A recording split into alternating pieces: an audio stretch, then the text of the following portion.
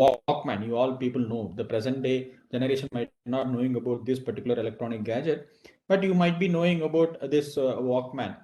And one of the beautiful application is digital hearing aid, which can be used for physically challenged persons. And Bluetooth, these are all some of the wearable electronics, a component which we normally use in our day-to-day life earlier.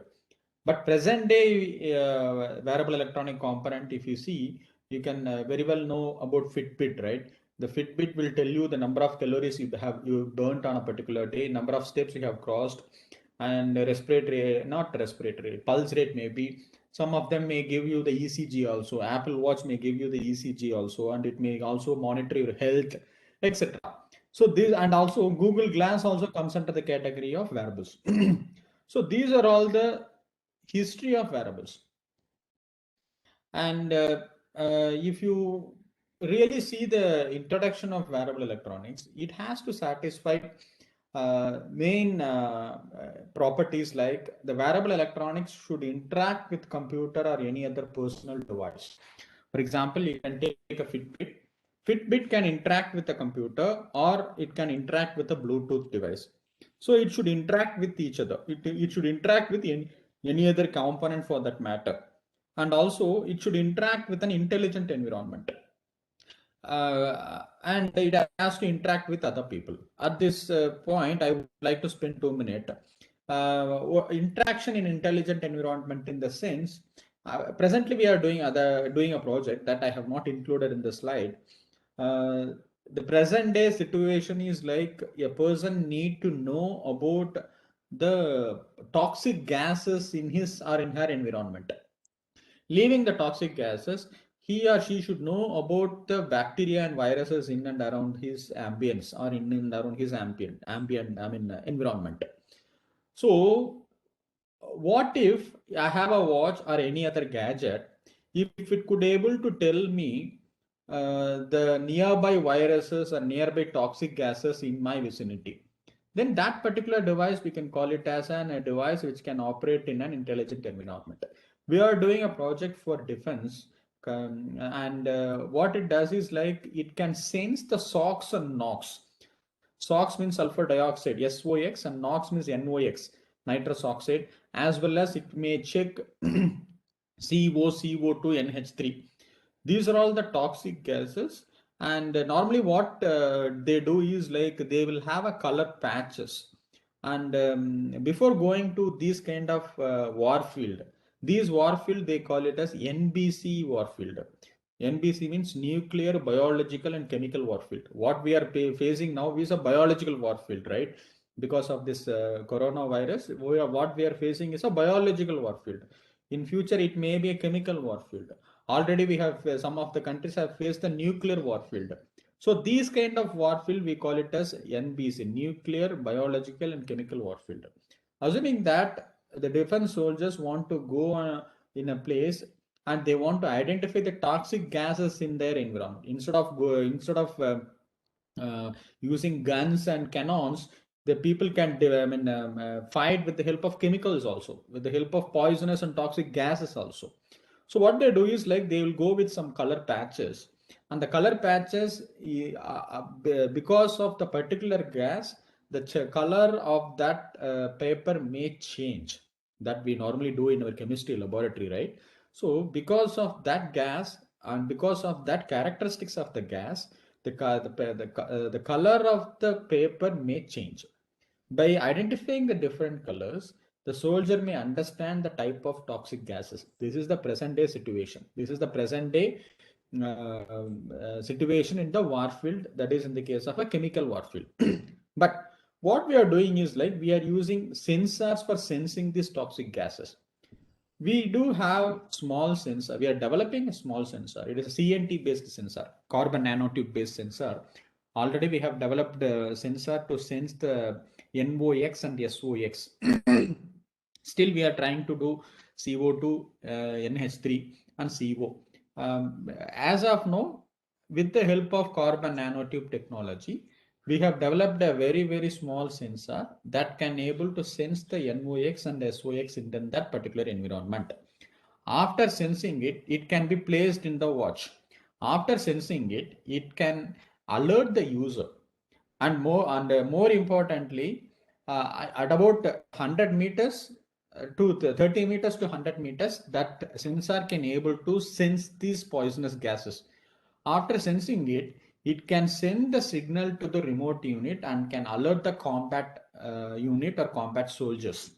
So this is nothing but interaction in an intelligent environment. Another device is like another classification is based on how the device can interact with other people. I don't know how many of you know about it.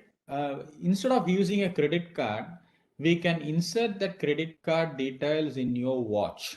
It is presently available. You can even Google it and check it.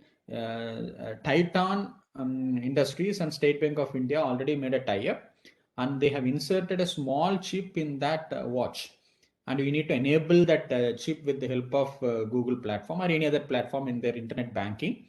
And you no need to swipe the card, or you no need to use the debit card or a credit card or whatever it is. Instead, you can show the watch in that particular swiping machine, and you can transfer the money to it. Okay, it is nothing but interacting with other people. Here what we have done is like we made a small mini project. It's a UG level project. So we have developed a small card, and that card we called it as a smart card. And if you show that smart card to your mobile phone, all your data will be transferred to the person's mobile phone. What do you mean by the data? Assuming that I am a business person, I have my company profile, I have my business card, etc. Instead of giving the card, instead of giving my entire detail to the particular person in the form of a CD or a brochure or a pamphlet, what I can do is like I can have the details in my card, the details which I want to share it, and I can show that card to the particular person's mobile phone with the help of Bluetooth technology. Whatever the data I want to transfer, that can be transferred. And correspondingly, the contact will go and store it in the contact detail, and all other document will be stored in their corresponding file, or they can send it to their mail also. So this is a very, very useful device. Okay. The same, you no need to give the visiting card to each and everyone. Instead, you can have a very simple card, and you can add any number of details in that card. And it is enough to have a mobile communication between what is that? Bluetooth communication between the device and the mobile phone, or device and the laptop or a computer or whatever it is. It is nothing but interaction with other people. More in a more advanced way, what we can do is like we can insert that chip in our watch. Okay. And while handshaking, I don't know whether when we people going to handshake each other, as of now we are going to say namaste only, right? Whenever we use to handshake, our data can be shared to other persons. Again, we no need to share the visiting card or the exchange our visiting card. So whatever the data we wish to share, that can be transferred while handshaking itself. These are all the devices, these are all the wearable electronics device, which we call it as interaction with other people. Okay, so before going to the next slide, I just want to give an information to the participant. If you have any questions in between in any of my slide, you please stop me and you can ask questions. So wearable computer, it was started in the year mid 1990s itself. They have started the terminology wearable computer during that time. And the purpose of that wearable computer was to serve people in many ways possible. In July 1996, first workshop on the topic wearables 2005 was sponsored by US DARPA. DARPA is Defense Advanced Research Project Agency. In India, we call it as DRDO. Similarly, in US, they call it as a DARPA. So they have funded this workshop, and the outcome of that workshop is they have defined a definition for wearable computing. They said that wearable computing is any doubts, participants? Okay. Participants, do you have any doubts? I was getting something.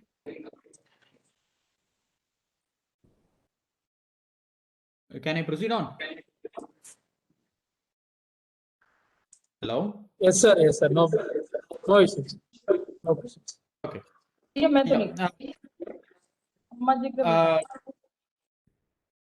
Yeah. yeah, the outcome of that workshop was they have defined the concept of wearable computer as it is a data gathering and disseminating device. And these devices can be worn by the user during the normal task. And it should not give any discomfort or hamper to the wearer. I'm having a watch, and that watch is not a discomfort to me, rather than it is giving useful information to me. Similar to the watch, if any of the device is used by the user, it can be used for multiple applications, then that particular device we can call it as a wearable computer. And Steve Mann, who is a faculty at MIT, who is considered to be the advocate and adopter of computer, and he has defined a proper definition for wearable computer. So he has said that firstly, I think there is some can organizer. Can you please mute this participant?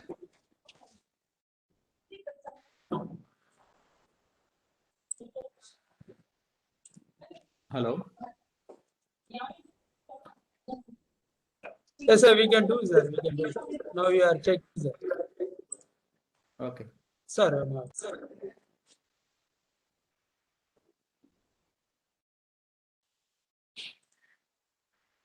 Can I start? Yes, sir. Now everything is clear, sir. We start your session now.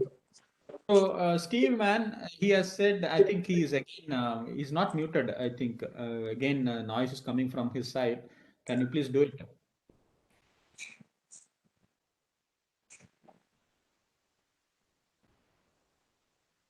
Okay. Thank you, participant. Participants, if you have any doubts, you are allowed to open up, and if not, can you please mute your mics? So he has given a proper definition for wearable computers. He said that wearable computer is worn; it should not be carried. I cannot call laptop as a wearable computer because I'm not I'm not wearing it, right? I'm just carrying it. Secondly, it should be user controllable, not necessarily involving conscious thought or effort. And thirdly, it should operate in real time. Without giving any information to the user, the wearable computer should work, and it has to give useful information to the user and to the person surrounding that wearable computer. So these are all the main main applications and objectives of wearable computer. So finally, this is the proper definition. Wearable computer is a computer that is subsumed into the personal space of the user, controlled by the user, and has both operational and interactional constancy that is always on and that is always accessible. Now, everyone in most of the home, we have pulse oximeter, right? What if I have a pulse oximeter attached to my body always? And if why, what if the pulse oximeter says if my oxygen level goes below a particular level and it may give an alert to me, then I can call that pulse oximeter device as a wearable device. Okay, it's not that it should be it should not be an added one. It should be along with my regular usage components. It should not be an extra one. It should not look like an extra one. Okay, I'll give you proper examples later. And he is Steve Mann. In the year 1980, he started this concept. If you see the evolution of his wearable computer products. So earlier he was like this in the year 1990s. Even then he was using the same component, but with a lesser size and weight. Can we call this as a wearable computing? No, I'm having a normal mobile phone, but I'm wearing it with the help of a thread. I cannot call this as a wearable computing. So is this a wearable computing? I am using all the electronic gadgets here, which can be used as a computer, like laptop, the CPU, the glass, the keypad, mouse, everything. But she is not looking like a normal woman, right? She is looking like a Terminator, cyborg, man machine, right? So I cannot call this as a wearable computing. So what exactly is wearable computing? It should support the user. It should not disturb the user. It should provide all the functions all the time with seamless integration. If I wear a shirt and the shirt consists of all the electronic gadgets integrated into it, I no need to attach an electronic component in my garment to call that as a wearable computer. It should react to the corresponding environment. It should look like a normal clothing. It should look like a normal device, but it should have some add-on properties into it. So why use wearable computers? Because nowadays, earlier we had PDA, personal digital assistant, cell phone, pager, laptop, electronic calculator, MP3 player, audio digitizer, digital camera. Now we have combined everything into a single device and we name that device as a mobile phone. Apart from that, we can now integrate some of the medical equipment into my mobile phone or some of my medical equipment into my garment, so that my garment will act as a particular biomedical equipment. So that is the main advantage of wearable computers.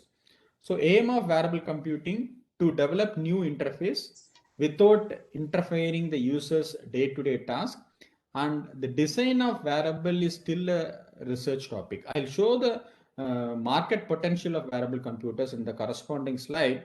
You will be astonished.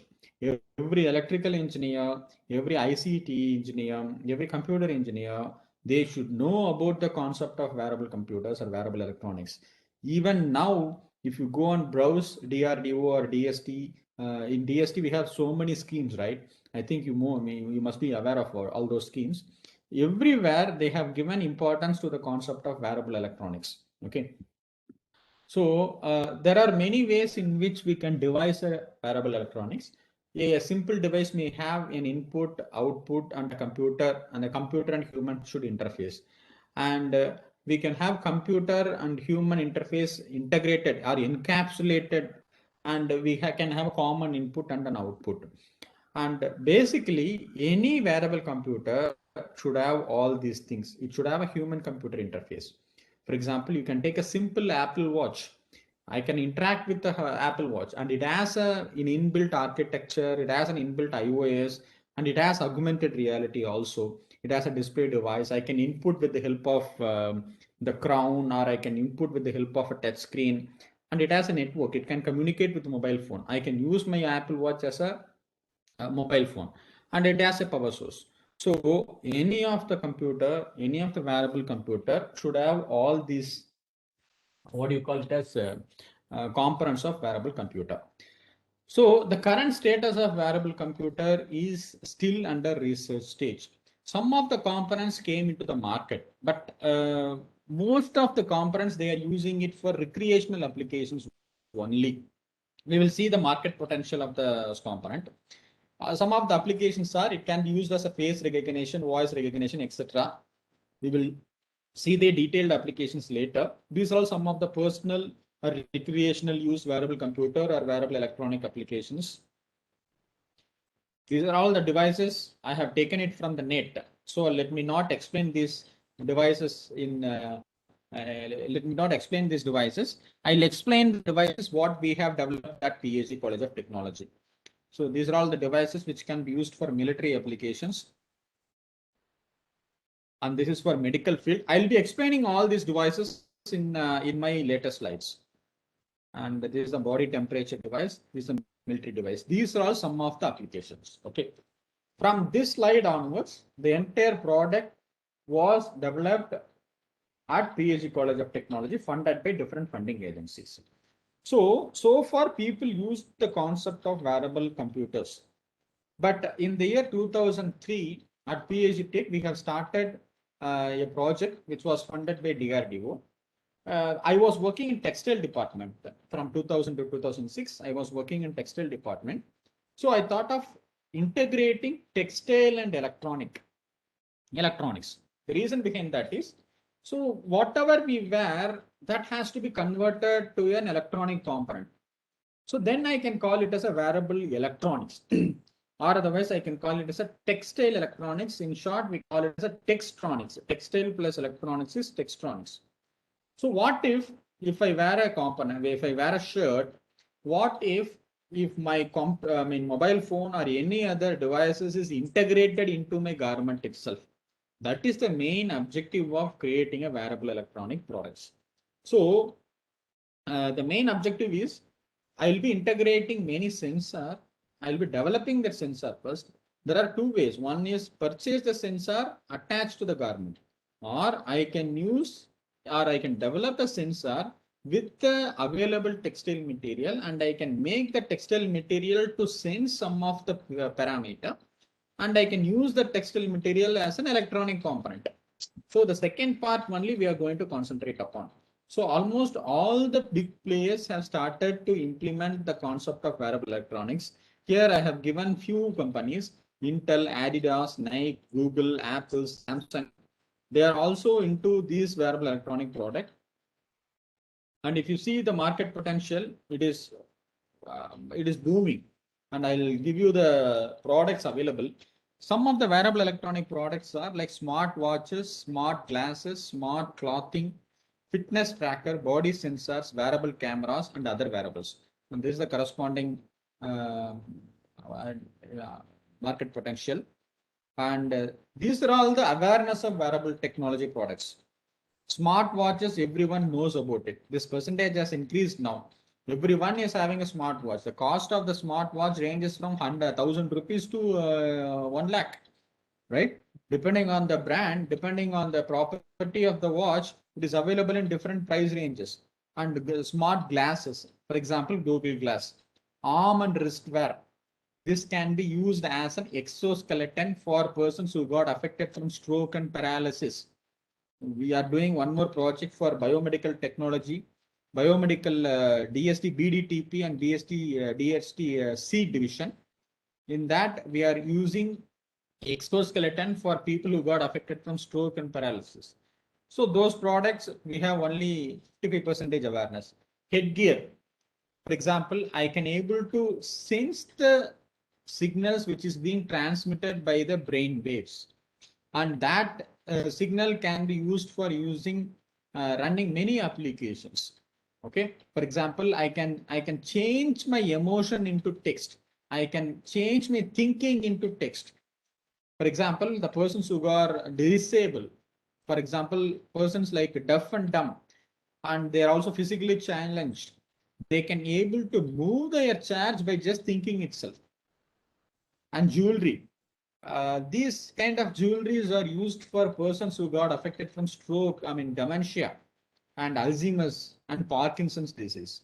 So another thing is footwear. Some of the mini projects are small infant products are available in the market, but they are not much used. It has only 32%. And most importantly, e-textiles. Uh, if you want to buy a garment, the garment can be manufactured by different yarn. For example, cotton yarn, silk yarn, jute yarn, linen. There are 13 types of yarns are available.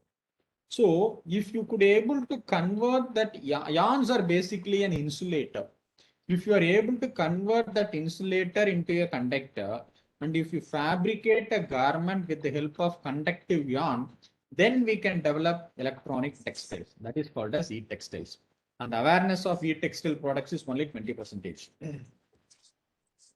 So these are all some of the devices already available. For entertainment, we have around like 50 devices in the market. Fitness, in all these devices, we are using sensors. For example, in fitness, we have many sensors. For example, we are doing one more project for DST Ayush. And this project will tell you your correct yoga posture. So while doing an yoga, you can wear this particular garment, and the garment and the mobile phone are interfaced each other, connected to each other. If you are doing a wrong posture, the mobile phone may give an alert to you and it can correct you with the right posture. So these are all some of the examples of fitness garment. And we have gaming, industrial, lifestyle. We have around like 251 devices, and medical devices. And for pets and animals, we have around like 7 devices. Broadly, the applications can be categorized into infotainment. Information plus entertainment is called as infotainment. Fitness and wellness, military and industrial, healthcare and medical. So there are varieties of products available. For example, smart glasses, smart clothing, heads-up displays, biometric and chemical. You see, this healthcare and medical, we have varieties of devices to monitor different type of parameter. People are saying that diabetic is a most common disease in the forthcoming years. We need a proper device, and that device should monitor the diabetic patient always. And if it goes abnormal or to a level which is not acceptable by that particular person, it should give information to the user as well as to the corresponding caretaker. That can be done with the help of these wearable healthcare and medical devices. So smart clothing ecosystem value chain, if you see, mainly it requires sensors. It is not possible practically to develop a garment or develop any biomedical equipment with the available sensors. We can develop, but that might not be new. It is a routine one that may not serve a purpose of wearable electronics or wearable garment. So we need to develop sensors. So that too, it should be a smart sensor. And we need to know about e-textiles and more importantly, data collection. People may wonder how electronic textiles or a smart sensor can integrate or interface with big data. See, let us say in a city like Coimbatore, there are around like let us say in my particular area, 2 lakh people are there. What if I have the details of all the 2 lakh people? And what if any of the people is having any abnormal parameter, I can monitor them remotely. I can collect the data remotely. So these concepts, what we call it is a big data analysis. I cannot do these things manually, right? I'll be collecting the data. I have around like 2 lakh of data from a single person. The vital parameter can be 10 parameter. So 2 lakh into 10 parameter, you have a huge data, right? That is for a particular zone.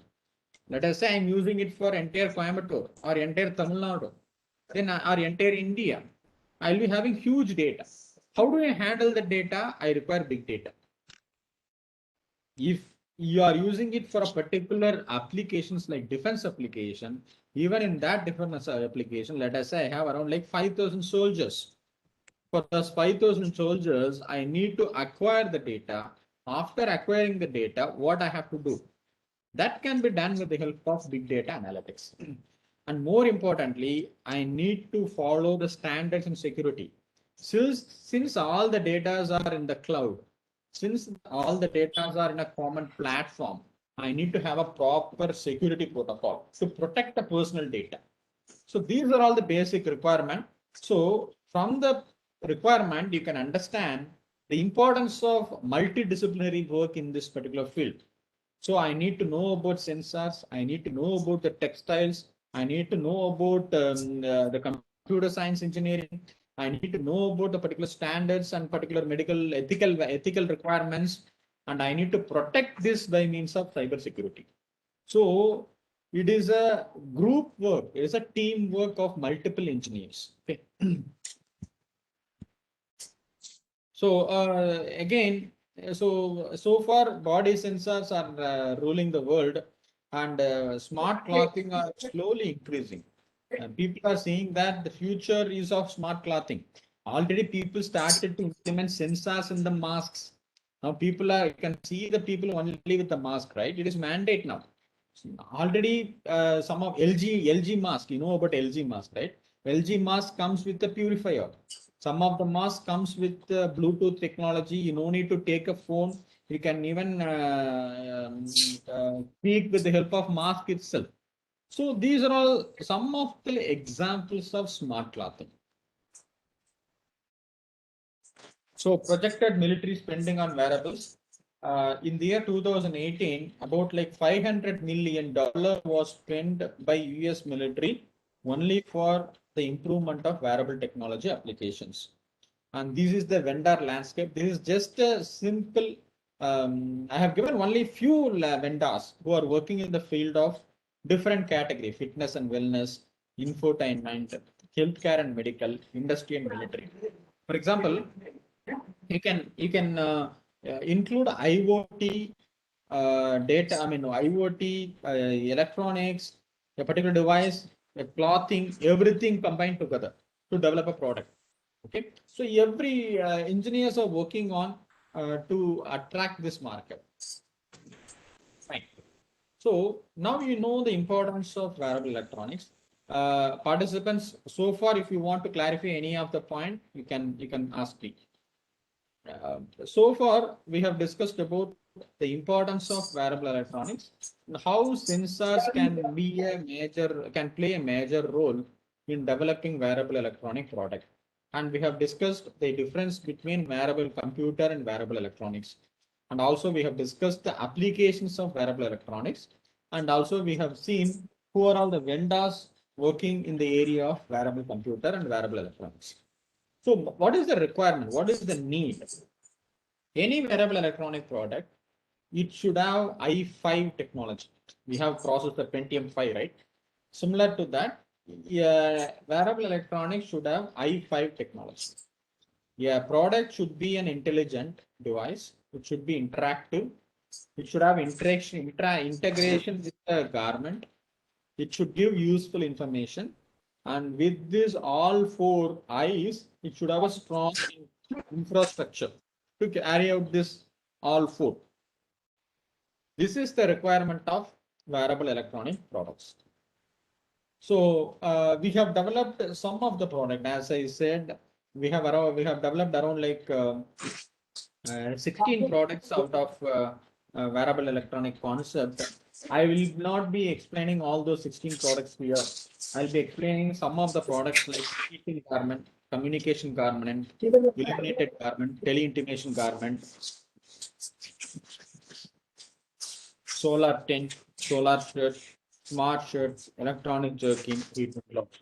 So these are all the wearable electronic product used with different type of sensor. Some of the product we have used only sensor to sense a particular parameter and it will react. Some of the product, the entire garment itself is a sensor. Then it will react to the corresponding. Okay.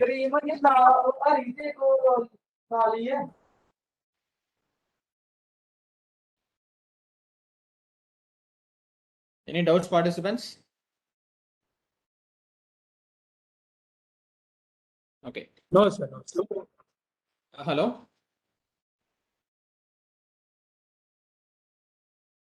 Any doubts? No, sir. No doubt, sir. No doubt. Okay. So next is body adapted wearable electronics. This is a new generation of wearables designed in such a way that it can accommodate in any of the products what we use in our day-to-day life. This we call it as a body adapted wearable electronics. And this is going to be the real defense scenario in the future. This was our objective for developing those DRDO projects. In the first point, before going to the war field, every soldier will be given a particular wearable electronic garment. If you see here, the number 1, before entering into the war field, every soldier is given a particular wearable electronic garment. So once the soldier goes into the war field, assuming that any of the soldier got bullet wounded, and a defense area will be a very big area. Either it can be a desert or a forest, or it may be mountains or a dense area, whatever it may be, right? And if only one of the soldier got bullet wounded, it may not be identified by the corresponding soldier because they might be busy in their own work when they're protecting our country. So they may not be in a position to take care of the corresponding soldier. They may not know it. So once the soldier got bullet wounded in number 2, because of the sensors integrated into the garment, his whereabouts via satellite will be communicated to a RTU, remote terminal unit. From the RTU, that is in 3, from RTU, the data can be transferred to the combat casualty unit, which is in number 4. And based on the input received from RTU number 3, combat casualty unit will go, number 5 will go and rescue number 2. All these things will happen within a minute. That we call it as a golden hour. Once the accident happens, the time taken to rescue the soldier and the time when the accident happens, that time we call it as an golden time or golden hour. Many of the soldiers died mainly because of the blood loss instead of the bullet wound. They may not be aware to the corresponding soldier, and they may not be in a position to move also. Because of that, lot of blood losses. If you go and search it in the Google, the statistics says that soldiers may die mainly because of the blood loss rather than any other thing. So to avoid those things, this kind of wearable electronic garment integrated with many sensors will be helpful. So what we need is, these are all the basic requirement. We are not going to develop a particular garment. We have developed a particular sensor, and we have developed a garment integrated with a sensor. We have developed a sensor in different ways. One is like to develop a suitable conductive yarn for wearable electronics. I cannot use normal cotton or silk or a jute or linen for developing a wearable electronics. So I cannot use copper to develop a garment. I cannot use aluminum to develop a garment, right? So what I want, I can develop a garment with the help of copper or aluminum, but it is not comfortable to the user. So my objective is very simple. I need to develop a garment. It should satisfy two property. One is textile property, another one is electronics property. Textile property is to give comfort to the wearer. Electronics property is to sense the particular parameter. So for that, we have developed a conductive yarn. Now, after developing the yarn, before going on to the next point, I'll tell you how a garment manufacturing process is. First, yarn. After yarn, it will be converted to fabric. After fabric, it will be converted to a garment. Okay, this is the simple process. So now we have developed the yarn, and after developing a yarn, we have to make a fabric. Fabric can be of different type. For example, your inner wear and all, it is made up of knitting, and other outer wear is made up of weaving. Okay, so depending on where you want to put that sensor, we have to go for knitting or weaving. Even in knitting, there are different varieties of knitting. Even in weaving, we have different varieties of weaving. So we have to choose proper methodology to develop a fabric. That fabric, we call it as a specialty fabric. After developing a yarn, we'll develop a fabric. After developing a fabric, we have to integrate sensor into the fabric, or we have to make the fabric itself as a sensor. There are two options. Okay. After developing a sensor, we need to develop a circuit, and that circuit should be of a very, very small size. First, we need to develop a circuit which can measure a particular parameter. After developing the circuit, we need to miniaturize it. After miniaturizing it, we have to integrate the fabric with the circuit. And now the fabric is ready with the particular electronic circuitry. The garment is ready for use. How this garment and the remote unit will communicate? For that, we have developed a communication protocol. This is so special that the opposite or the enemy people should not steal the data. They cannot control, they should not control the data. So we have to have a special communication protocol. Similarly, at the user end, I have to have a graphical user interface. So we have to develop an interface. And more importantly, in a remote unit, we'll be having as many electronic components as possible. They will be having arms, ammunitions, etc. Apart from that, all the electronic garment is also to be powered. For that, the battery may not be sufficient. So we have developed a flexible solar tent, and the tent can be used for powering up the all electronic garment. So these are all the requirement. These are all our need. Now let us see how this can be solved. So to develop a yarn, there are different processes. First one is conductive fiber in textile. Second one is electrical circuits or electronics added to the garment.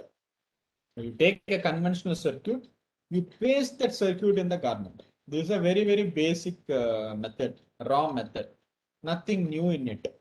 We are just integrating with the electronic garment by pasting or stitching it. Second generation is electronic textiles. We will make a conductive yarn, and we will make that yarn integrated into the circuit. And the third one is functional yarn. Whatever the yarn you develop, that yarn itself will act as a sensor. For this functional yarn, we will be using CNT, carbon nanotube methods. For that, we need to install clean room facility. At PSC Tech, we have clean room facility. So we have different methods of developing wearable electronic garment. So at PSG, we have developed these yarns: cotton wrapped nichrome yarn, copper core yarn, optical core conductive yarn, polymeric optical fiber yarn. So we have developed 4 type of yarn, and with this 4 yarn, we have developed the following fabric: nichrome wire embedded cotton fabric. So nichrome is an alloy of nickel plus chromium. Normally, this nichrome is used in the case of iron box. The advantage of nichrome is it will get heat up immediately. You don't need to wait. Once you switch on the iron box, it will get heat up immediately, right? Within no second. So the nichrome has that property. All the conductors will get heat up at a particular point of time. But copper and aluminum will take time. But nichrome will heat up quickly. So we have developed nichrome yarn, and that is wrapped with cotton material. Second, we have made copper as a core and outside cotton. That is called as a copper core yarn. Third one is we made optical. One second.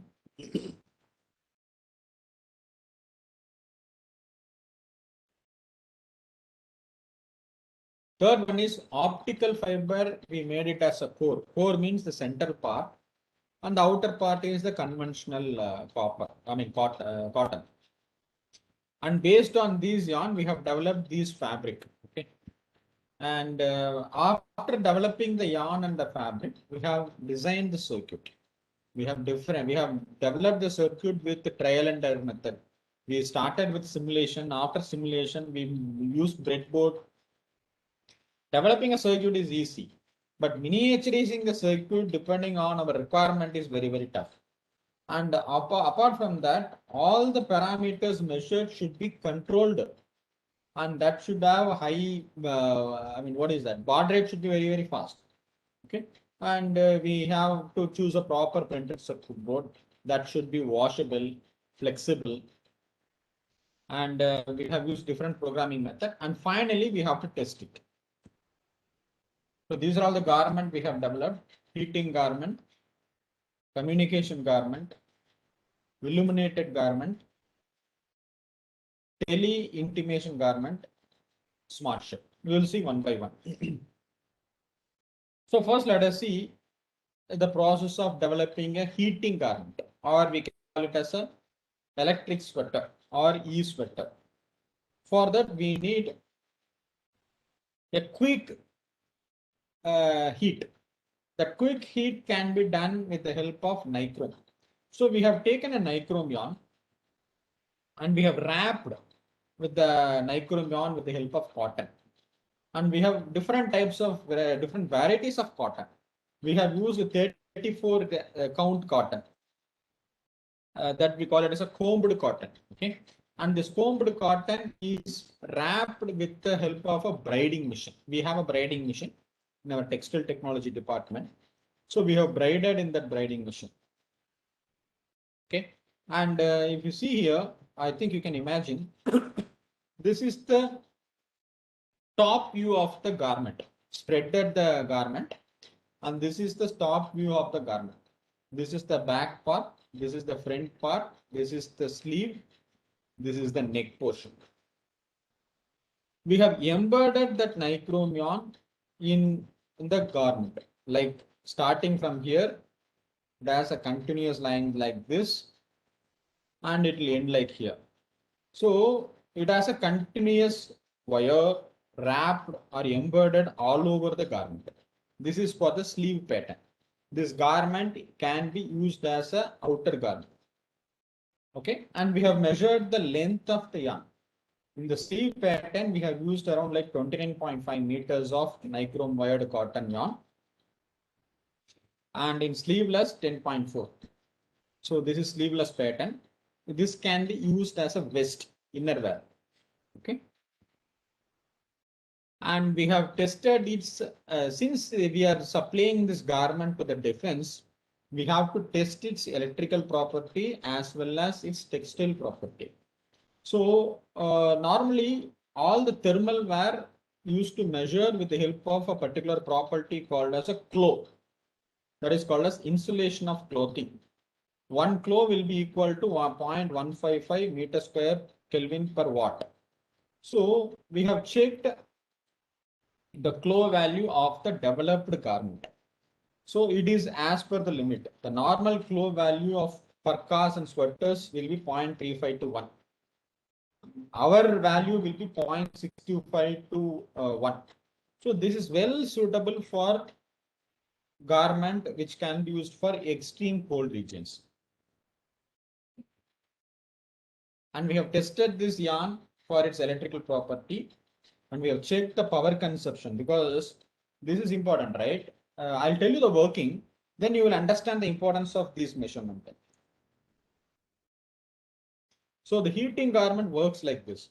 So assuming that this is a garment, this is the braided nichrome wire, and I have used one controller and two sensor. Here we have not used this controller and this sensor. We have masked that real controller and sensor. Instead, I have put, excuse me.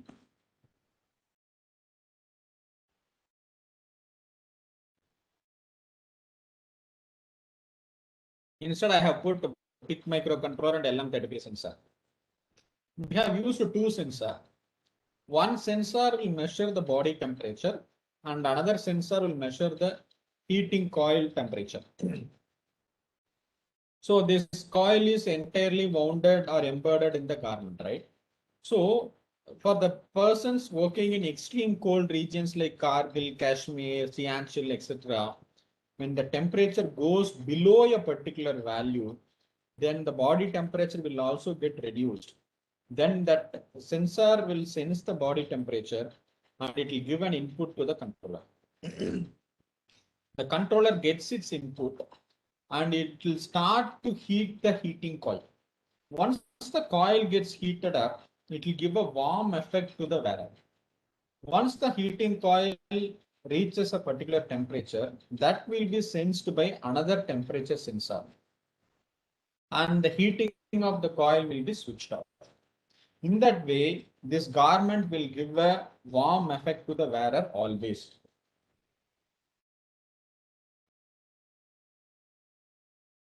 So if you see here, this is the garment with the sleeves.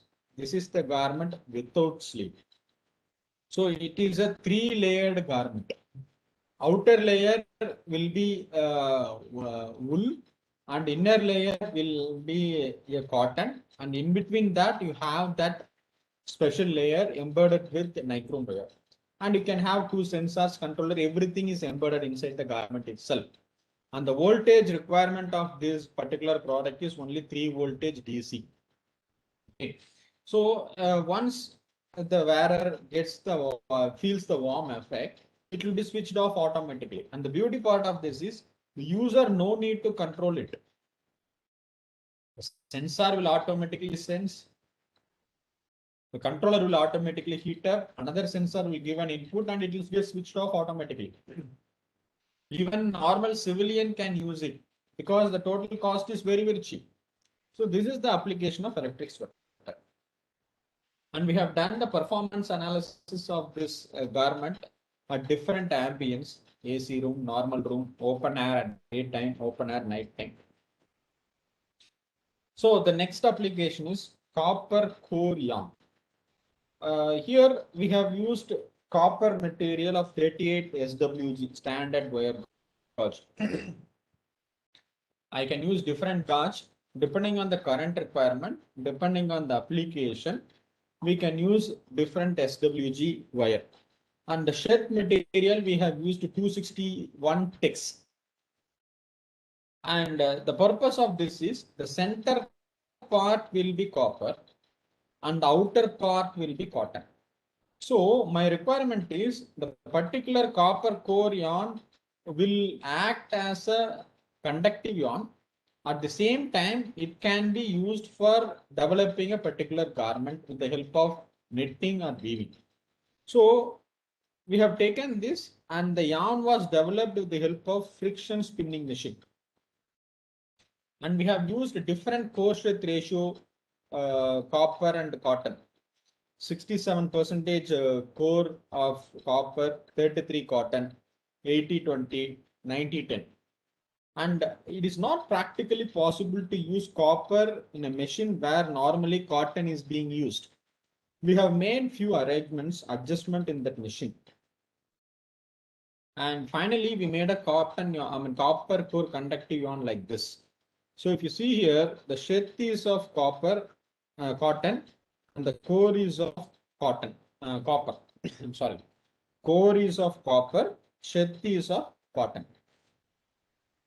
So it is in a spindle. Now we can use this yarn for developing a fabric. And that fabric is used for developing communication circuit like this. Second one used for temperature measuring circuit. And this is the particular garment. Here, the temperature measured is displayed in the displaying device. This is just for demo purpose. And also it may give the value in the mobile phone. Apart from that, we have tested whether the communication garment is working properly or not. That was tested in two different applications. First, we have checked whether mobile can able to charge it or not. Second, we have tested with the help of measuring the temperature. This is the performance analysis. This is the particular garment. Okay, you can see it in the mat. Okay, and we have tested to by measuring the temperature. With the help of copper core conductive fabric, the measured temperature is 41. The clinical thermometer, it is 39, almost equal. Similarly, we have used a small circuitry, and we have, instead of conventional wire, we have used this fabric to charge the mobile phone. Okay, and this is the corresponding copper core conductive fabric. And normally the fabric development is two things. One is warp and weft. Warp is horizontal, weft is vertical. We can use both warp and weft as copper core conductive yarn, or warp is copper and weft can be of a normal material. So we have developed two samples, both warp and weft as copper core conductive sheath conductive yarn. Sample 2 is 2/60 is cotton as warp and copper core conductive yarn as a weft. So we have developed the fabric. Now the fabric is ready. After developing the fabric, we can use this fabric for different applications. Now the conductive fabric is ready. Now the fabric will, when I give voltage, the fabric may conduct. So I can use it for multiple applications, right? So we need to check its electrical property. So what we did, we have checked the flow of current in that fabric. We have applied a voltage of different ranges, only DC voltage, 6 voltage, 12 voltage, and 24 voltage, and checked whether it is possible to measure the flow of current. And it is possible, and the results shows it is possible. Okay. Next one is POF fabric. Instead of copper in the center material, we have replaced that copper with a polymeric optical fiber. Polymeric optical fiber is available in different diameter, 0.25, 0.51, 1.25, 1.55, 2 mm. It is available in the market. It is used for optical fiber communication circuit. But we purchased a very, very small 0.5 and 1 mm. 0.5 mm is made up of ESCA. ESCA is a US based company. And CK20, we have purchased 1 mm. It is a Japan based company. This we have made as a core material. We have made two different samples. One is made up of ESCA, another one is made up of CK20. And sheath we have used a cotton. And same thing was developed in a DREF3 friction spinning machine. See, whenever I say I have used this particular machine, actually it is a very tough process, because we need to ask permission in that particular industry. You know, all the textile industry is a 24/7 running industry. If I stop the machine for a day, their entire process will be spoiled. So it is not an easy job to get the permission, because all the machines we cannot have it in the college, right? This roughly spinning machine or a very costly machine, and we no need to have it in the college. So we have identified a particular industry. At this juncture, I would like to thank those industry. We have identified it and we have asked for a special permission. Excuse me.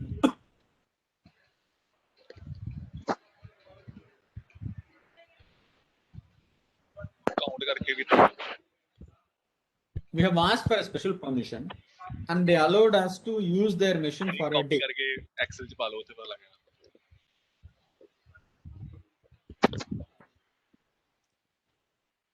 Okay. So these are all some of the arrangements we made, because optical fiber will get damaged easily. If you see here, these are all perforated drum. If we allow the optical fiber to pass through this drum, it may damage the optical fiber and the communication may stop. So to avoid that, we made few arrangements so that the optical fiber may not be get damaged. And if you see here, this is the optical fiber and over that cotton was wrapped. And for doing that, we have used this draft-free spinning machine. And there are many arrangements made in the spinning machine to get a optical core conductive yarn like this. If you see here, you can see this is the optical core conductive yarn and this is the cotton material wrapped around it.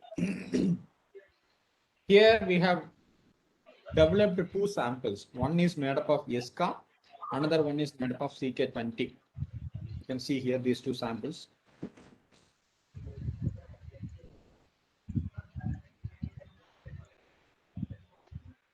And this was developed using hand loom.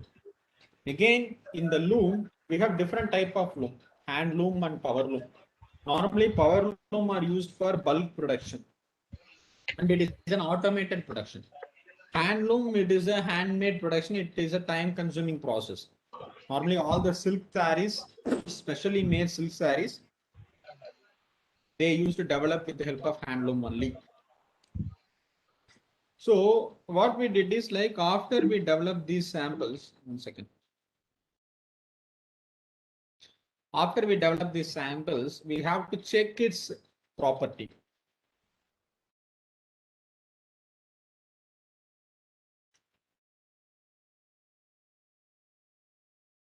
So that property we call it as signal transferring capable.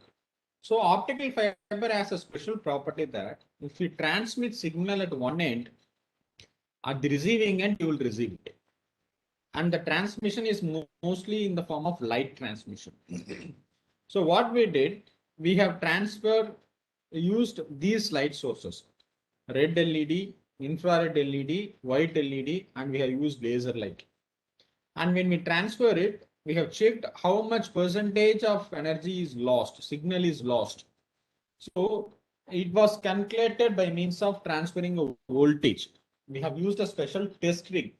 The test rig was developed at PAG Tech. Normally, we used to do OTDR. Optical time domain reflectometer is being used.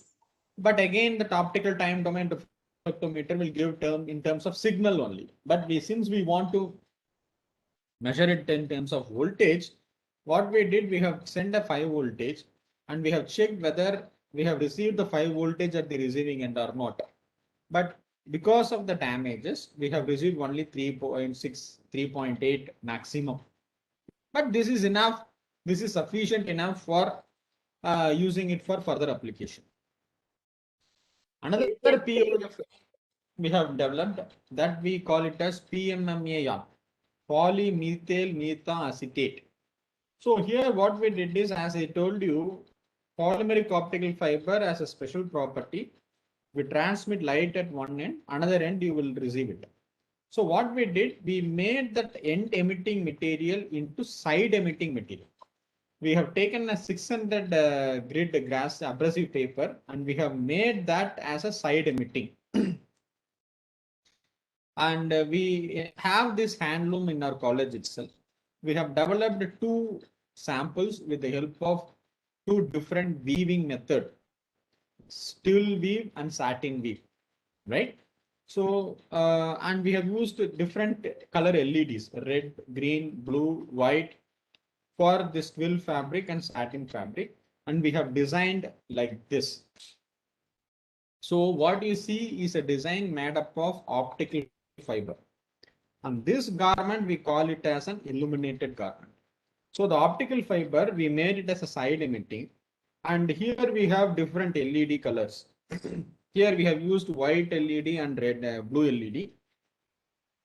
Here we have used white, red, blue LED. And the beauty of this particular garment is the entire garment we can make it as an optical fiber based illuminated garment with the help of polymethyl methacetylate acrylate.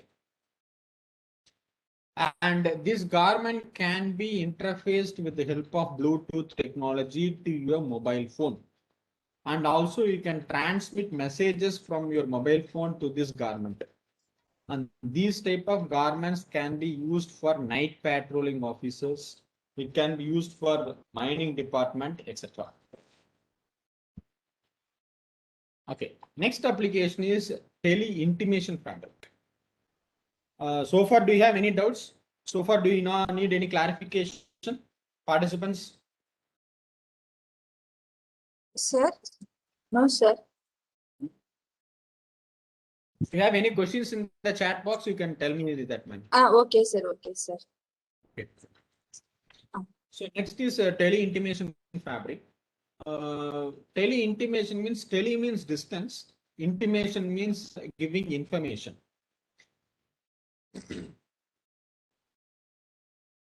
We have used three different diameters of POF, 0.25, 0.5 and 1. The reason behind that is 0.25 mm are easy to weave. That can be easily used for textile application in the machines. These are all flexible. It is not fragile. It can bend. But in the case of 1 mm, but here the signal transferring property in the 0.25 mm are very, very less, very poor. So it is not advisable to use 0.25. In the case of 1 mm, their signal transferring capability is good, but it is not possible, it is not easily weavable. It is not used properly in weaving application. It is very tough. So we have chosen 0.5 mm. It has both the advantages of 0.25 mm and 1 mm. So as I told you, we have two things in the fabric, right? Warp and weft. Warp is horizontal. Warp is vertical and weft is horizontal. And we want to integrate optical fiber in the garment itself. So what we did, that integration is possible in three different techniques. Like we can use embroidery technique. We can use sequential technique in embroidery. It is very, very easy. You can take an optical fiber, you can stitch it and form a matrix. But the problem in these cases are, even though it is easy and even though there is no damage causes because of this embroidery technique, but the thread or the optical fiber may withdraw from the cloth very easily during wear and tear. So this is not advisable to use it in a practical way.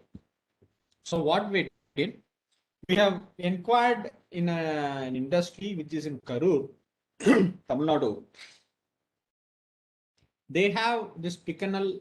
Even we have some of the industries in Coimbatore is also having this type of picanal loom. This is a rapier loom. Excuse me.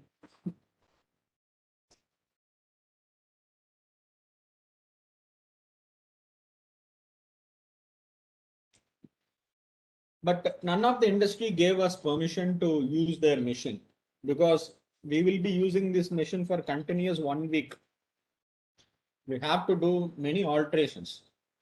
And they said like if they have allotted only 1 week of time and before that we have to complete it.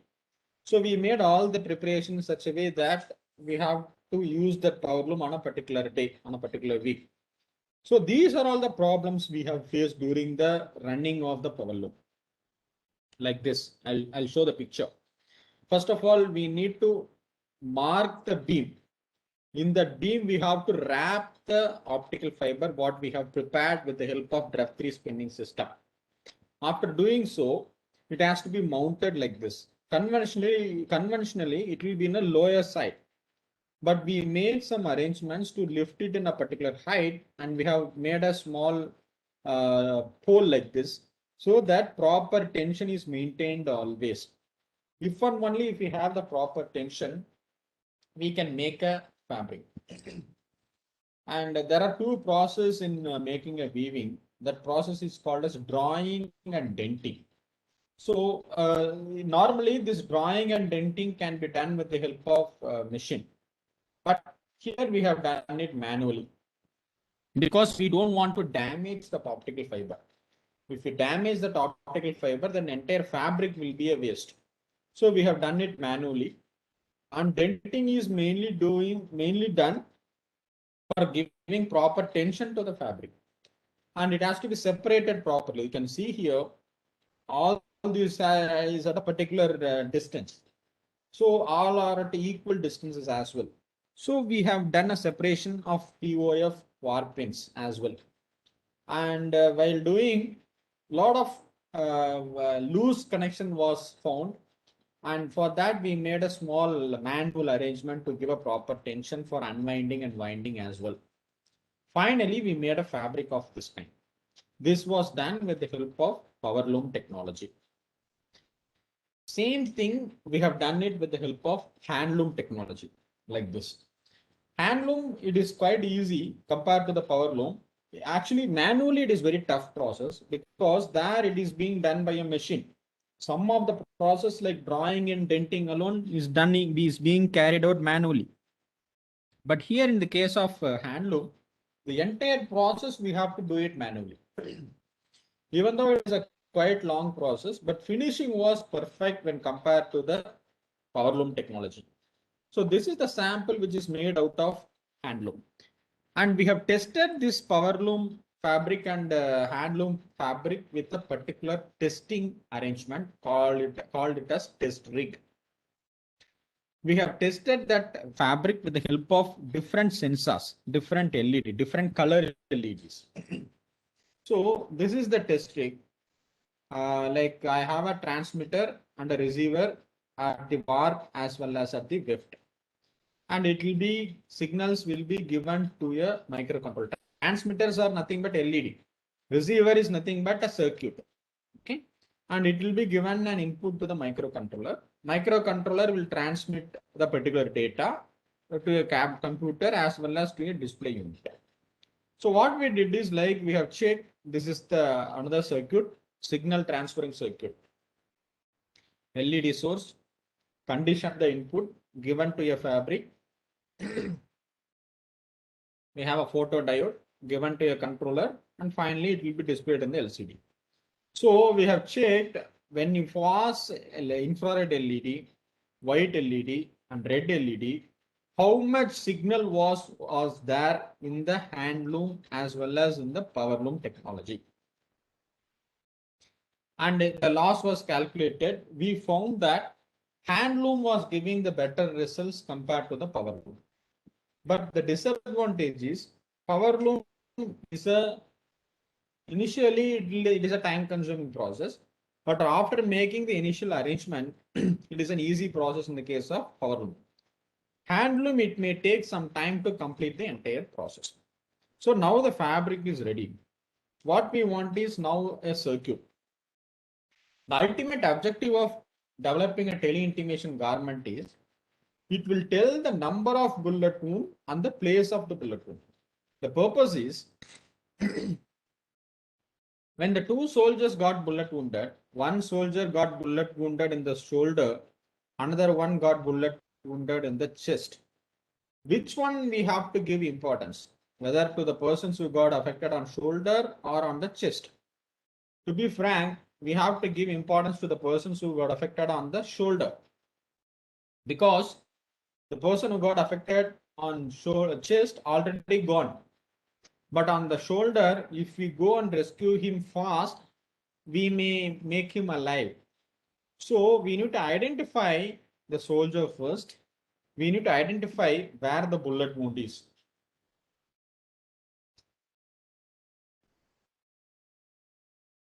For doing so, we need this circuit.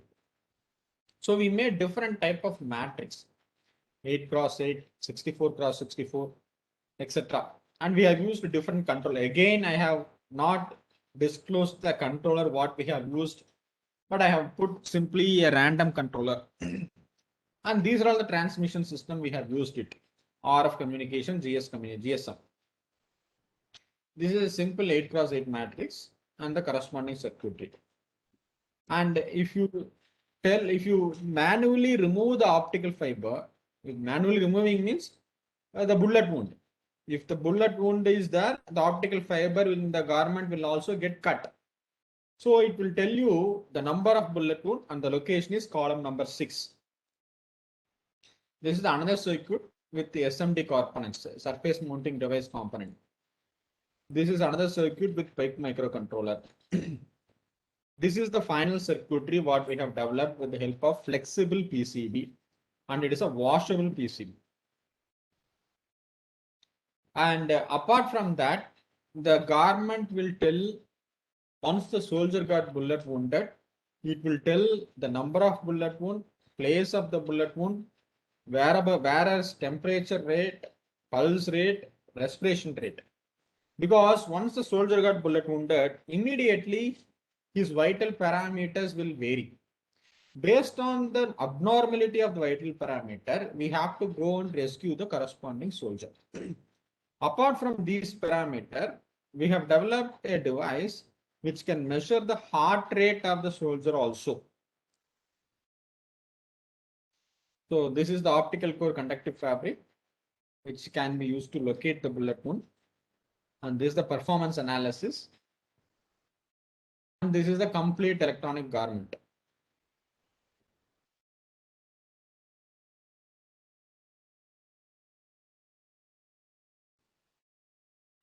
So if you see here, the particular picture, the entire picture is, this part is bounded by polymeric optical fiber. At the hip part, we will be sending the light source. This light source will give light to all the optical fiber. Once the soldier got bullet wounded, it will tell you the number of bullet wound as well as the location of the bullet wound. Similarly, at the remote end, you have a graphical user interface. In that, it will tell the bullet wound also. So we call that remote terminal unit software as soldier status monitoring software. It will look like this. During the normal time,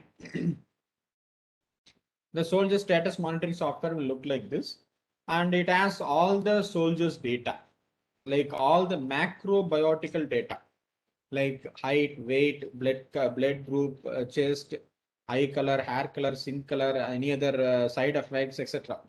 Once the soldier got bullet wounded, during the normal condition, the matrix may look like this. This is an 80 cross 80 matrix. Once bullet wounded, it will tell the number of bullet, 16 bullet, and the location of the bullet. It will show it in a red color in the soldier status monitoring software.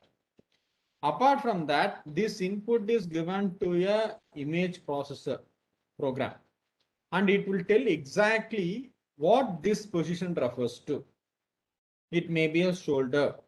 This part may be the rib part, etc. Depending on the program, depending on the person, it may be integrated with the digital image processing technique. In the computer, it may tell exactly the location of the soldier's bullet wound. So we have tested this with the different versions of the software. We have tested with the LabVIEW also. And once the soldier got bullet wounded, his whereabouts, its latitude and longitude will be intimated to the combat casualty. That can be done with the help of a soldier tracking system. For that, we have developed a GPRS based soldier tracking system. So it will be integrated in the Google map and it will tell the place of the soldiers latitude and the longitude. So these are all the products we have developed for defense. Excuse me. Apart from that, we have developed a solar jacket. I think I have the picture. No. Sir, have some water, sir. Yeah. Thank you.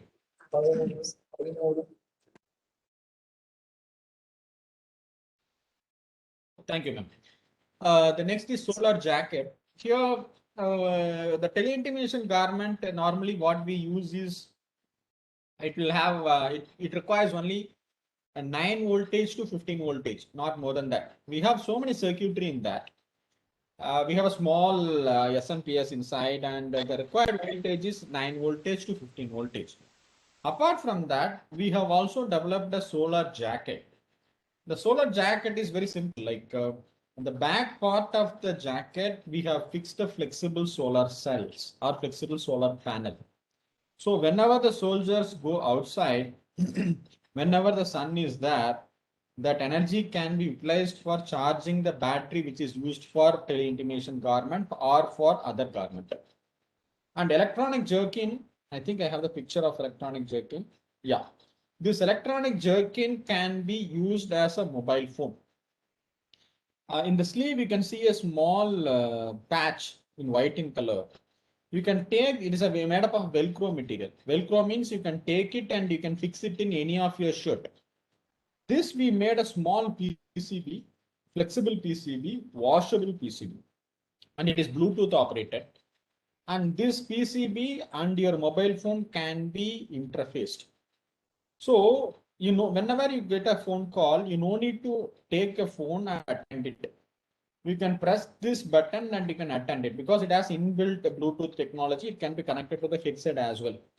And apart from that, it has a 2 GB of memory space. You can add, upload any kind of music into it, and you can hear songs as well. So this is called as e-jerkin. This is nowhere related to defense application, but this is only for recreational applications. Next one is heating glove. Earlier we had discussed about electric sweater, right?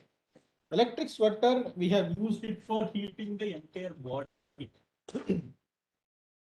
And normally, whenever you feel cold, what you do, you use rub your hands. So instead of giving warmth to your entire body, if you warm up your palm, it will give a warm effect to your entire body. The same concept is being used here.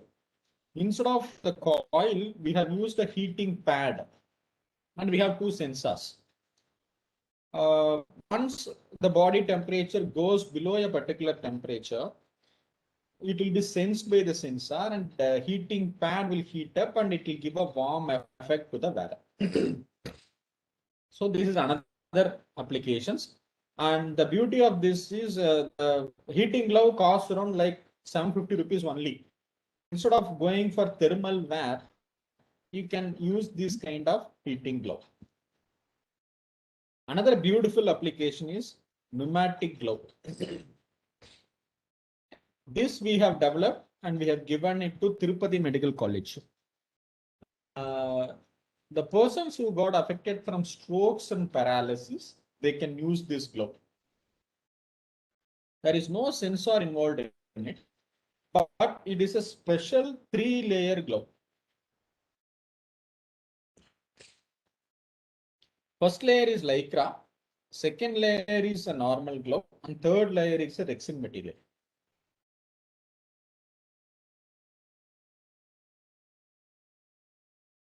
And when you wear this glove, at the mouth part of the glove, there is a small opening.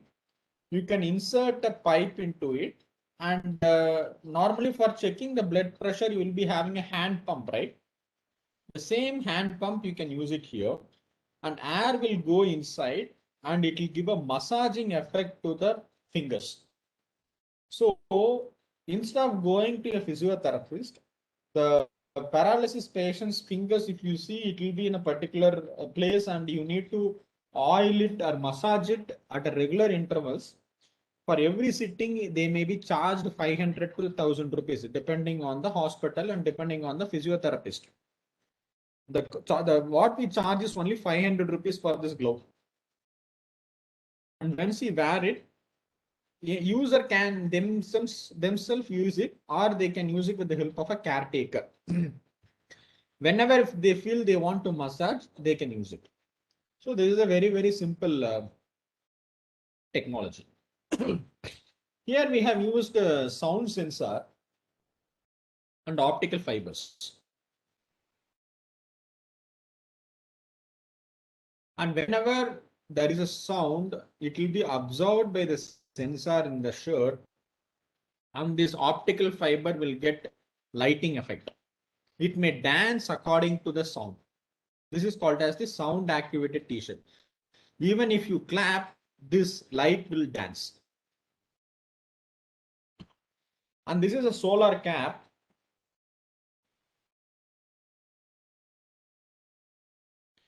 The top part, you have a small panel, and we made a small fan. This we have purchased it. And this fan, we made it in our TIFAC core lab at PhD Tech. And the panel is connected directly to the fan. When we go outside, the panel will get energy from the sun. It will run the fan, and you can get the air till the chin part. So this is the solar cap. And this is one of the beautiful application. We can use it by students, staff, and executives can use it. This is a laptop bag. Whenever you go outside, the bag gets its energy by observing the sun's radiation from the panel, by the panel, and it can be stored in a battery.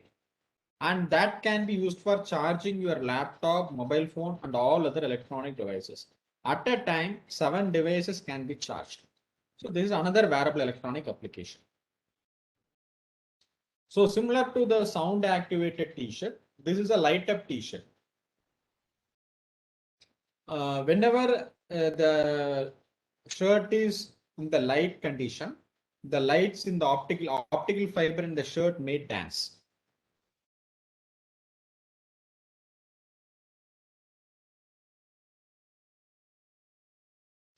So this is called as light up t-shirt.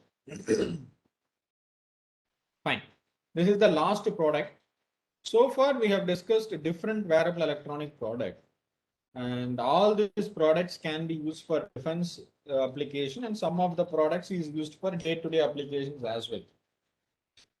But for the solar cell, for the solar cell, and for the defense people, they normally change their office. They call it as a makeshift office. And for developing their makeshift office, they will be using a tarpaulin, a tent. Normally, these tents are used in the warfield.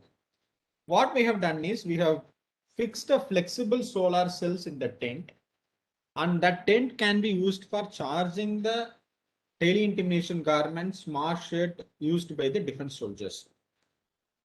This is also one of the DRDO sponsored project. We have purchased these flexible solar cells.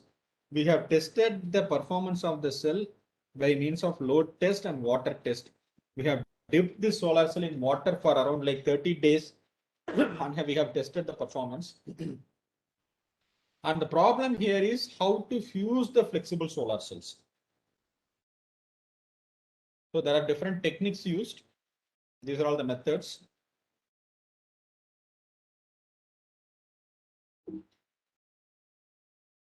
This method is called as the fusing method.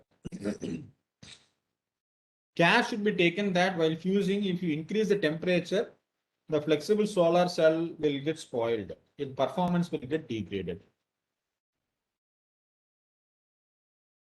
So we made an array like this. Depending on the power requirement, we can add this buckle with Velcro. So whenever you want to increase the power, we can add the corresponding group of panel, or we call it as an array. So with the help of that, it can be possible to charge around like a power 1 kilowatt of load.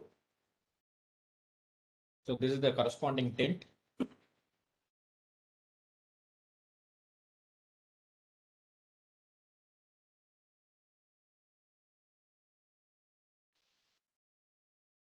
Okay. So far we have discussed different products. Some of the product we have transferred it to the defense people as a technology transfer, and some of them are still with us. Still, we are doing research in that. And here, some of the products I have not disclosed since it is not published and since it is not patented. I have not disclosed those products. The products are, we are working on a device which can be used for elderly patients. Like when a person is about to fall, that can be predicted by means of a kit. Another one is, as I said in the starting of my presentation, we are developing an exoskeleton device. It consists of many sensors. Assuming that my right hand is working and left hand is paralyzed, what we are doing is like we have placed the sensors in the right hand, which is a working hand, which is a good hand. Depending on the movement of the right hand, the left hand movement can be done. So this might be useful for persons who got affected from stroke and paralysis. They can do the rehabilitation work at the home itself. This may be easy to tell, but we need to integrate as many sensors as possible to measure different movement of fingers, wrist, arm, and shoulder. These are all the four main parts. Four main parts will have different degrees of freedom.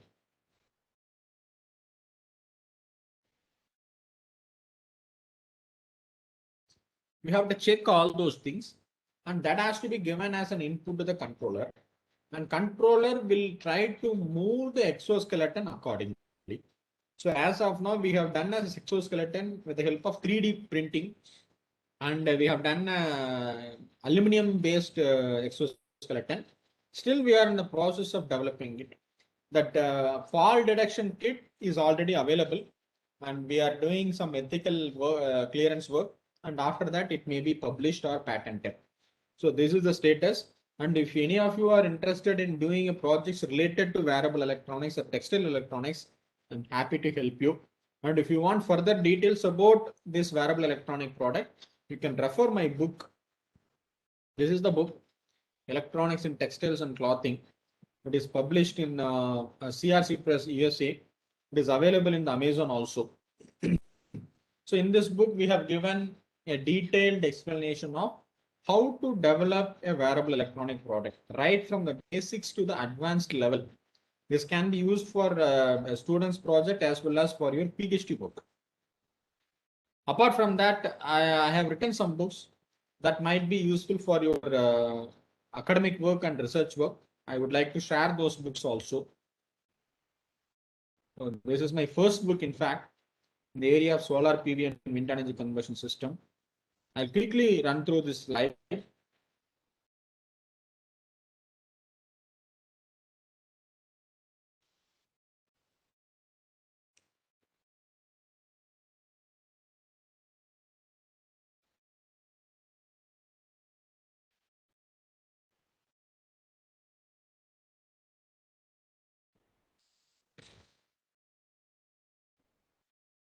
Normally, we used to teach students about power electronics with the help of DSpice, but here we have tried to explain the concept with the help of MATLAB. It is published in Cambridge University Press, London.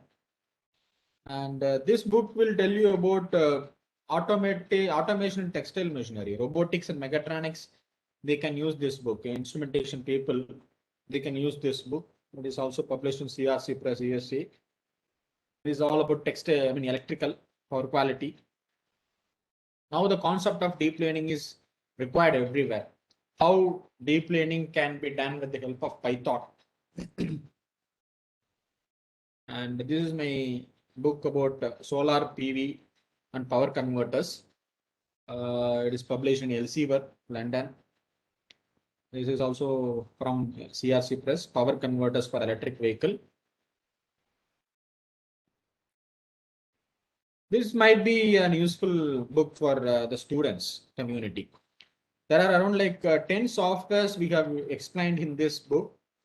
The simulation tools used for electrical system, right from how to install the tutorials, how to do your project work. Everything is being explained in this book. Thank you all. Thank you very much for the patient listening. And also, I would like to thank the organizer for giving me this opportunity to talk to you all people. And if you need any further clarification, you may also contact me in this mobile number. This is my WhatsApp number also, and this is my mail ID. I will be very happy if you want to do projects related to wearable electronics. You can also contact me. Thank you. Thank you all.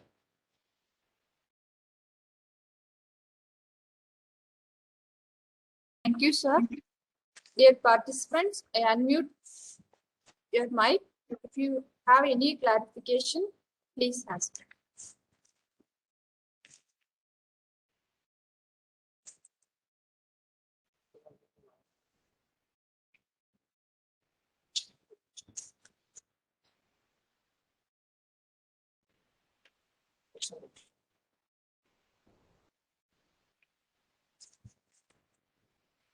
Sir, good afternoon. Yeah, ma'am. Sir, thank you for the wonderful session.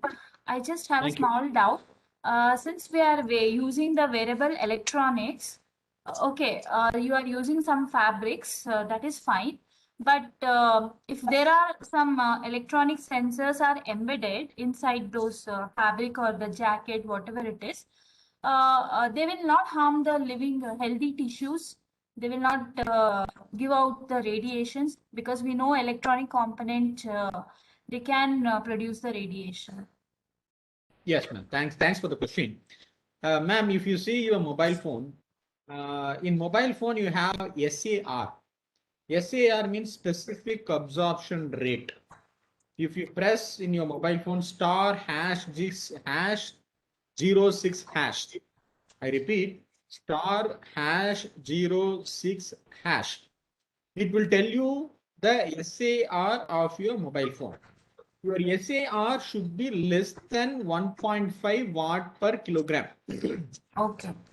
If you take any standard mobile phone, it may tell you only the level, like your mobile phone SAR is so and so. But if you take a high-end mobile phone, it may tell you the mobile phone SAR rate at different places. So my point is, you need to bother about the EMI, that is electromagnetic interference, and the specific absorption rate of your particular wearable electronic garment. Whatever we use, the electronics, the sensors, the circuitry, everything is as per the norms. For example, if you use electronic garment which is close to your body, that particular garment should follow the CISPR standard for meeting of the EMI regulations. Similarly, apart from those CISPR standard, you need to follow the FCC and CE rules. So whatever the circuit we develop, we have to follow the rules, and it should be within the.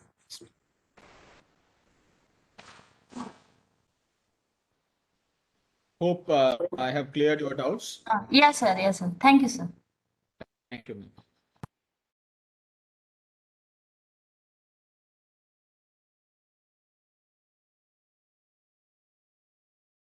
Any other Sir, one more clarifications? clarification. What are the other simulation methods used in solder status monitoring system, sir? I think you have used LabVIEW, sir. No, it is not a simulation method. It is just a graphical user interface. It is not a simulation method. Because if I want to communicate between the soldier and the unit which is at a remote place, I need a platform, right? That platform is LabVIEW, or otherwise I can use a simple Visual C or Visual Basic or any other app otherwise. That is also possible. Okay, sir. Then one more thing. What is the cost of solar laptop bag, sir?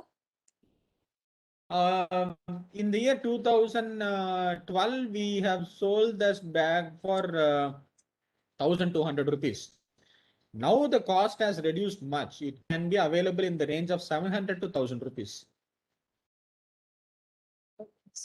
Maximum 1,000 rupees. fine on this. One more thing, we can use activated T-shirt for safety purpose, sir. For girl No, children. activated t-shirt. Yeah. One of my student, actually, she is a fashion designer. We at PG Tech, we have a separate department for fashion technology. She has used that t-shirt for protecting from the what do you call it as during the bus journey, right? So that is possible. You can use it for safety aspects also. And one of my student, she has developed footwear, and if any of the intruder disturb the wearer, that footwear can alert the caretaker. And one more student has developed a garment. If someone has touched that without their knowledge, they will get a shock. Okay, these are all some of the wearable electronic product. That's too harmful, sir. No, Because the we can shock. touch in The the sense we shock. can get the job. The shock is a bearable shock only, but you won't touch it after you get a shock. Okay. Sir. It can, you please Google it. Some of the literature is also available. You can even try it out with the help of your students. It is one of the very useful product, the footwear and as well as the garment, which is used for protecting the girl child. These are all some of the wearable electronic product.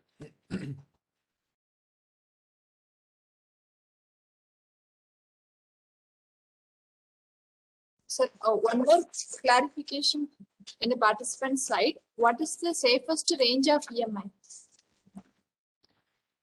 Safest range of EMI depends on the particular device. For example, mobile phone and all, see, the range is something like whenever you use a device with the help of high switching frequency. In a mobile phone, you have a high switching frequency devices. Wherever you have a power semiconductor devices, then it will have a high switching frequency. Then it may spoil the health. So if it should be in terms of kilohertz. If it is in the terms of megahertz, it may spoil the health.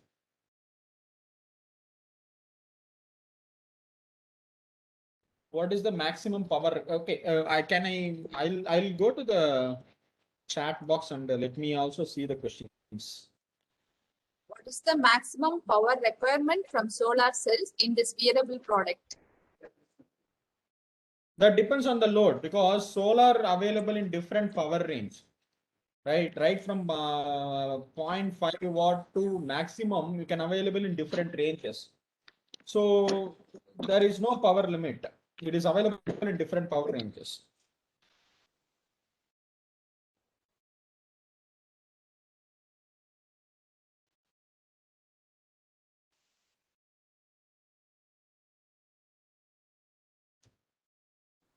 Any other doubts? Participant side. Okay, sir. So we can put the session, sir. Yeah, sure. Thank you. Sir, one more question.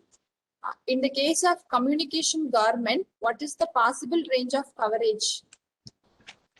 See, that depends upon what type of communication media we use. If you use Bluetooth, it means only 30 meters.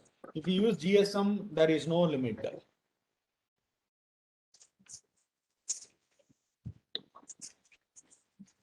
Okay, participants.